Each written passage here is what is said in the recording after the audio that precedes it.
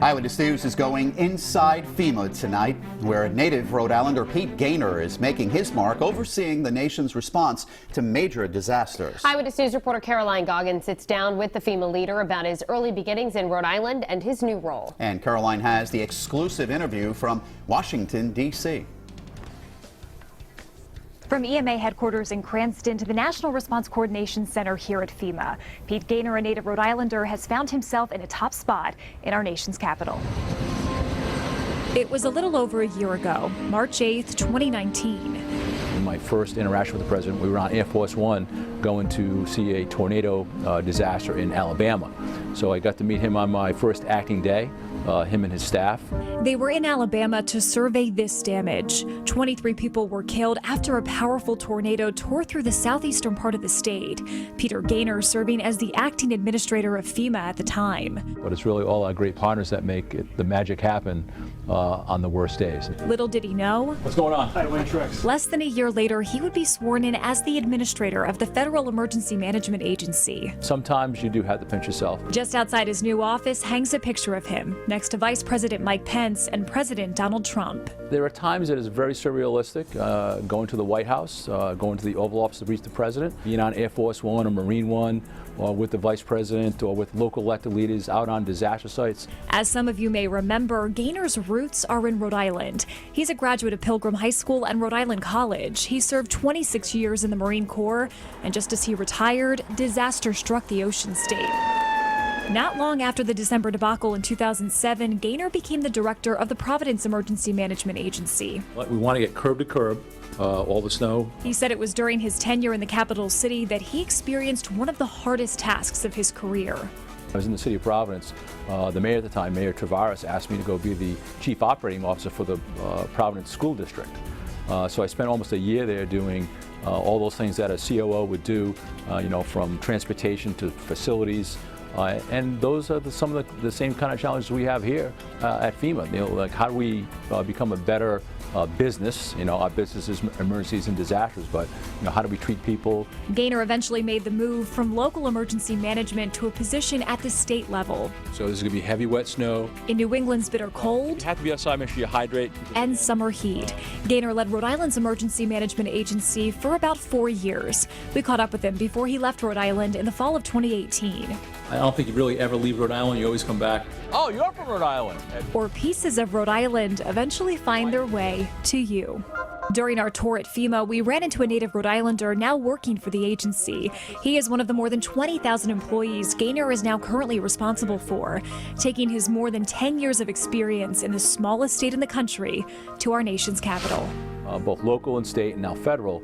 And so I have, I think, a pretty good perspective about what emergency management is at the lowest level and what it is at the highest level. When I asked Gaynor what he misses about Rhode Island, he said the simplicity of it. He said here in D.C., there is never a dull moment. Reporting inside FEMA, I'm Caroline Goggin, Eyewitness News. Eyewitness News continues to go inside FEMA tonight. At 5, Eyewitness News reporter Caroline Goggin spoke with Rhode Island native Pete Gaynor about his newest role running the disaster agency. He says right now his agency is supporting the Department of Health and Human Services as it monitors the spread of the coronavirus. They're also monitoring tragedies ranging from natural disasters to terrorist attacks. Caroline has the exclusive interview from Washington, D.C. We're joining you from inside the National Response Coordination Center. This is the hub where the federal government coordinates a response to natural disaster, pulling data from across the country, as you can see right here. And the man who coordinates this entire response team just happens to be from Rhode Island. September 1st, 2019. President Donald Trump briefed by acting FEMA Director Peter Gaynor inside the National Response Coordination Center.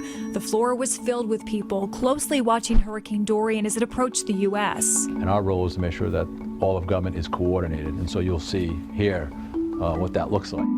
Without disaster looming, it's a much different scene inside. I got a tour from Gaynor a week ago after the Warwick native, now administrator of FEMA, joined me for a sit-down interview in his new office in Washington, D.C. One of our core goals is to be prepared for catastrophic disaster. And so we're trying to make sure that we're ready for it and our partners are ready for it. Gaynor's tenure at FEMA began in October of 2018 when he was confirmed by the U.S. Senate as the deputy administrator at the agency.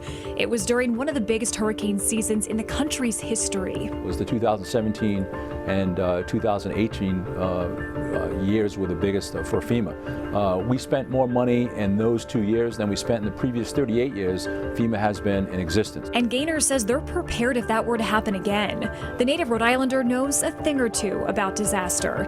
He became the director of the Rhode Island EMA in January of 2015.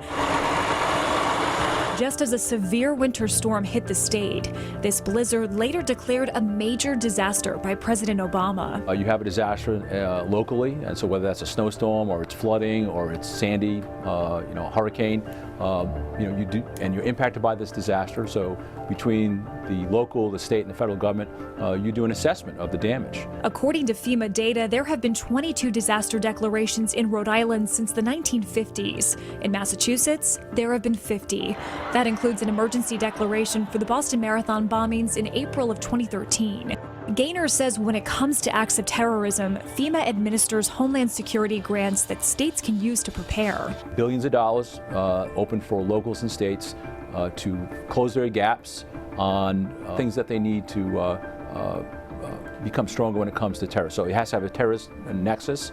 So things like cybersecurity is a big deal. Fusion centers, training exercises, equipment. According to a FEMA summary about the Boston Marathon bombings, many of the capabilities demonstrated in Boston and in the immediate aftermath of the bombings were enhanced because of the Homeland Security grants. All of government comes together to solve problems. Gaynor says his agency's greatest challenge right now is trying to convince people they need to be prepared for disaster. I encourage every citizen of the United States to make sure that they're prepared, their family is prepared, you prepare your business, and so if everyone did a little bit more today, then you'd have more prepared neighborhoods, you'd have more prepared communities and locals and states, and you'd have a more prepared and resilient nation. But it really starts with the citizen. When asked about climate change, Gaynor said he leaves the scientific side of that debate to the scientists. He said his job is just to prepare for whatever disaster tomorrow could bring. Reporting inside FEMA, I'm Caroline Goggin, Eyewitness News.